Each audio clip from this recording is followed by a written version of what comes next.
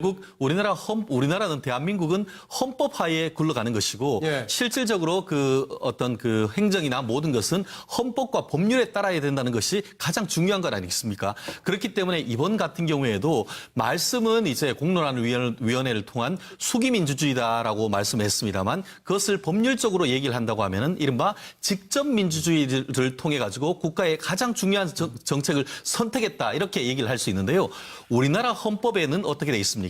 국가의 중요한 정책 같은 경우에 직접 민주주의를 할 방법은 국민투표입니다. 그렇다고 하면은 국민투표와 같은 헌법과 법에 정한 절차를 빼놓고 그것을 법적 근거를 어디에도 저도 찾아봤습니다만 이 공론화위원회의 법적 근거는 제가 찾아볼 수가 없었습니다. 예. 결국 이 문재인 대통령 같은 경우에는 471명이 작은 대한민국이 이런 결정을 했다고 하지만 이와 같이 중요한 탈핵이나 이런 부분 같은 경우에는 작은 대한민국이 아니고 온전한 대한민국 국민들이 다 참석해서 하는 그런 절차로 가야 되는 것이 합당하다고 저는 생각하는데요. 예. 이번 나름대로의 어떤 수기민주주의의 어떤 가능성을 봤다는 그런 절차는 저 또한 의미를 둡니다. 그럼에도 불구하고 이번 같은 경우에는 문재인 대통령의 대선 공약이 공식적으로 좌절된 첫 번째 케이스란 점에서는 네. 어떠한 식으로건 정치적 타격은 불가피하고 오늘 박수현 대변인을 통해서 얘기를 했는데 사실 국민들 입장, 특히 야당 입장에서는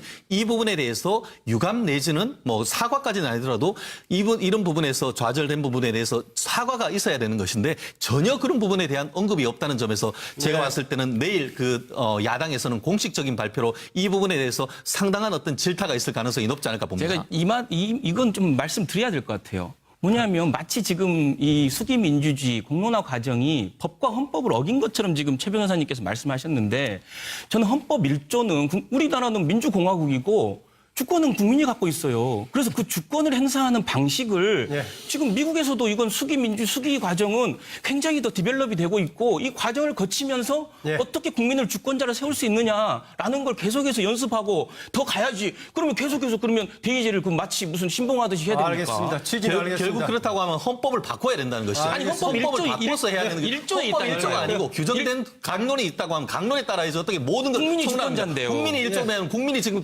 국회에 가서 얘기해야죠. 아유, 그렇지 않습니까? 이제 조대진 변호사 띄어서 얘기를 해야겠네요, 바로. 예.